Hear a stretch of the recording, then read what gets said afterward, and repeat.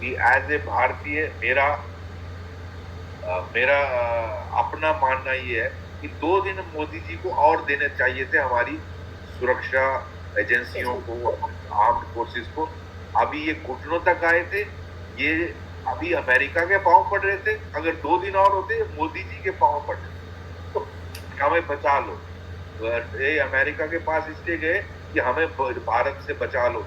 और वहां रिपोर्ट्स ये भी हैं, आई कैनॉट वेरीफाई इट, लेकिन रिपोर्ट्स ये भी है कि शायद रेडिएशन लीक हुआ है और वहां 5 रिक्टर स्केल का शायद वो 4, तो वो हो सकता है जो हमारी ब्रह्मोस मिसाइल है उसने इनके वो जो एसेट्स हैं उसको हिट किया हो। आई कैनॉट कंफर्म इट, लेकिन सोशल मीडिया में चल रहा है कि वहां कोई अमेरिका का जहाज भी आया है जो रेडिएशन को कंट्रोल करता है, और कोई इजिप्ट का भी जहाज आया है, कोई मटेरियल लाया है जिससे कंट्रोल होता है रेडिएशन। तो जो न्यूक्लियर वेपन का ये धमकी देते थे भारत को, इनको लगा हम ही मर जाएंगे न्यूक्लियर रेडिएशन, तब ये घुटने पे आए हैं। ये आपके दर्शकों के थ्रू, आपके थ्रू देश को पता लगना चाहिए। सर बिल्कुल सही कह रहे हैं आप, क्योंकि उस वक्त आपको याद है कि 2 बार अर्थक्वेक, भूकंप भी आया था, ट्रेमर 4.4 इंटेंसिटी का। गई थी कि ये दंडवत प्रणाम यूएसए को कर रहे थे। मैं तो यही कह रहा था कि अगर 2 दिन और हमारी सेनाओं को देते तो ये दंडवत प्रणाम मोदी जी के पांव पे पड़े होते। वो अब इनको हमारी लड़ाई टेररिज्म के खिलाफ है, लेकिन जब पाकिस्तान की सेना उनको प्रोटेक्ट करती है तो फिर हमको इनके आकाओं को हिट करना है। और उसमें कोई, इसीलिए अगर आपने एयरफोर्स का स्टेटमेंट देखा होगा, उन्होंने कहा operation Sindoor is still on. तो अगर ये कोई भी गलत, जैसे आपने कहा साइबर अटैक करेंगे या इन्फिल्ट्रेशन करेंगे या कोई टेरर इंसिडेंट करेंगे, तो हम इसको एक्ट ऑफ वार मान के इन पर दोबारा हमला करेंगे। मुझे लगता है बहुत बड़ी पैराडाइम शिफ्ट है और मोदी जी ने इनको घेर लिया। अब ये करते वक्त 10 बार सोचेंगे, इनको डर आएगा। इनको जो जो जो इनका हेडक्वार्टर था इस्लामाबाद, और ये जो जहां इनकी आर्मी, रावल रावलपिंडी, इनको हिट करने से तो इनको लगा कि ये तो हमारी गर्दन तक आ गई। तो अब ये 10 बार सोचेंगे। हाँ, फितरत तो इनकी है, कहते सांप की फितरत होती है काटने की, ये काटेंगे। ये जब तक पॉलिसी में चेंज नहीं लाएंगे और भारत से दोस्ती नहीं करेंगे, तो ये मुझे लगता है ये फिर करेंगे और इस सीज फायर का कोई मायने नहीं रहेगा और भारत हिट करेगा। ये ट्रंप साहब जो क्रेडिट ले रहे हैं, ये ज्यादा देर टिकने वाला मुझे लगता नहीं। सर ये तो इनके एयर बेसिस डैमेज कर दिए, इनके जो राडार सिस्टम थे वो खत्म कर दिए, इनके जो ये थे एयर डिफेंस सिस्टम था उसको पंक्चर कर दिए, जबकि भारत का ये कुछ नहीं कर पाया। तो मैं समझता हूं जो वर्ल्ड ऑर्डर है वो रीसेट हो गया। 3 दिन के मात्र के अंदर भारत की सेनाओं ने वर्ल्ड ऑर्डर को बदल दिया। आज भारत वो 3 दिन पहले वाला भारत नहीं रहा, क्योंकि दुनिया ने देखा कि भारत प्रिसीजन जहां हिट करना चाहता है। ये आप देखो यूएसए और रशिया और यूक्रेन की वार 3 साल से चल रही है।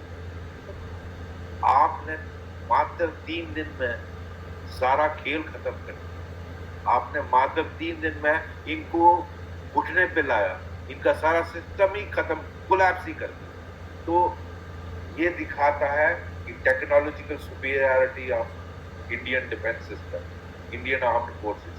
तो मैं इसीलिए बार बार कह रहा हूं, ये जो वर्ल्ड ऑर्डर है उसको रीसेट कर दिया। अब भारत को सुपर पावर माना जाएगा, और ये जो मोदी जी की डायरेक्शन में ये जो एक्शन हुआ है कि घुस के मारेंगे और मुरीद के और भावलपुर में हिट करने का मतलब समझते हैं आप कि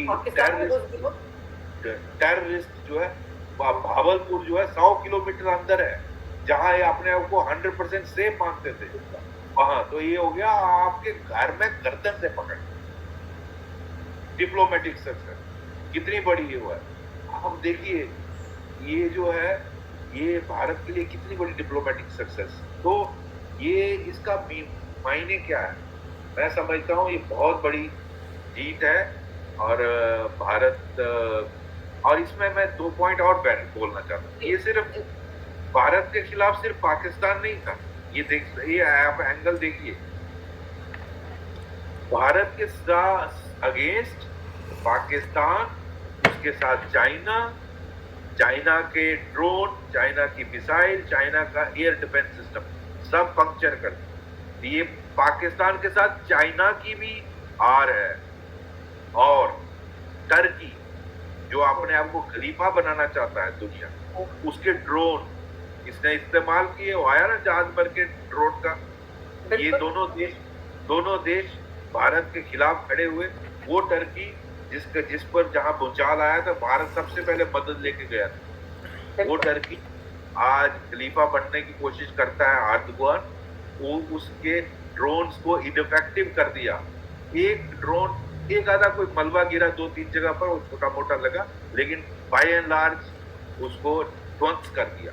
तो ये पाकिस्तान की हार नहीं है, चाइना की हार है टेक्नोलॉजिकली, ये टर्की की हार है।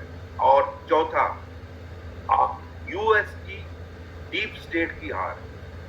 यूएस का जो डीप स्टेट है, मैं ट्रंप हमारा वेलविशर अपेरेंटली बात करने में वो भारत के खिलाफ नहीं बोलते हैं, अंदर से क्या मैं नहीं जानता, लेकिन उनकी deep state that means CIA, उन्होंने जो बांग्लादेश में किया वो भारत को डिस्टर्ब करने के लिए किया।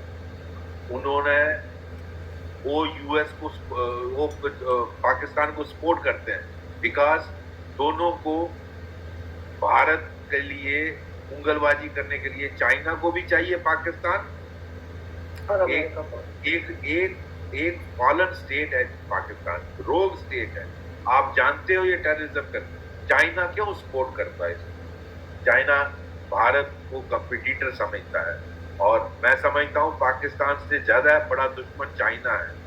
ये सारे हथियार चाइना देता है, टेररिज्म चाइना चलाता है, उसकी शय पे चलता है पाकिस्तान, वरना पाकिस्तान की औकात नहीं। ये चाइना इसलिए करता है ताकि भारत डिस्टर्ब रहे, यहाँ हालात खराब रहे, लंबी वार में उलझ जाए यूक्रेन रशिया की तरह, और जितने भी कंपनियां चाइना को बंद करके यहाँ आ रही हैं वो आना बंद कर दें।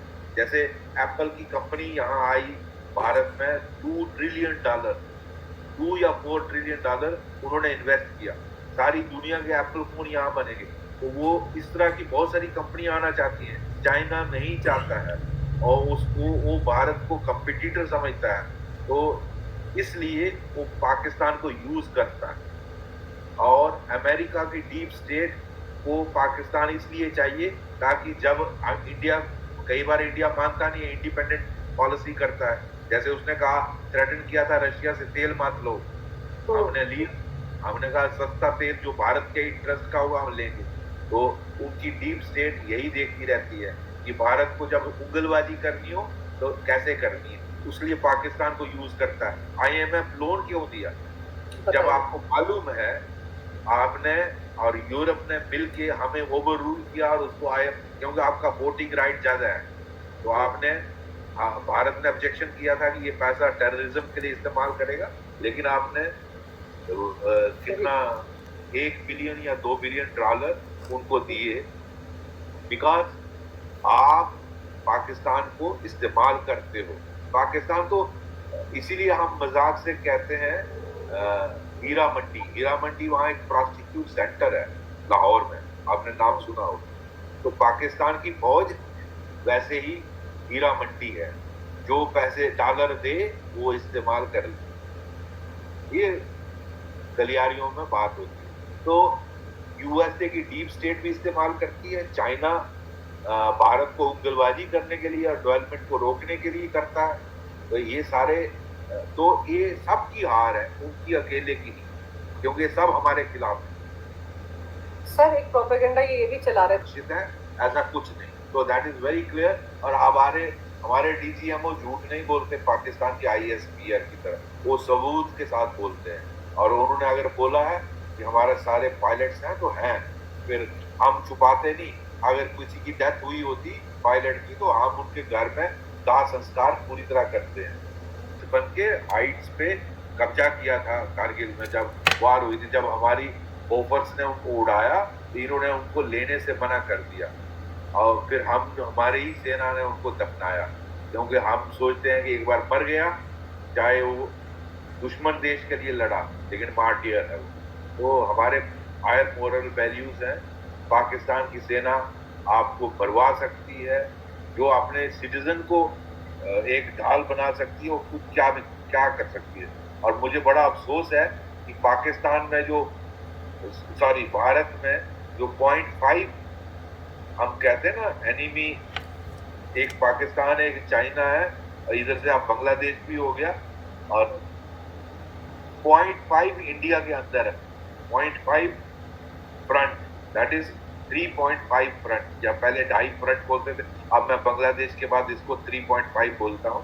तो जो अंदर हमारे फ्रंट है, जो पाकिस्तान प्रेमी लोग हैं हिंदुस्तान में बहुत सारे हैं, उनको ये समझना चाहिए कि आपके साथ कोई हमदर्दी नहीं है पाकिस्तान।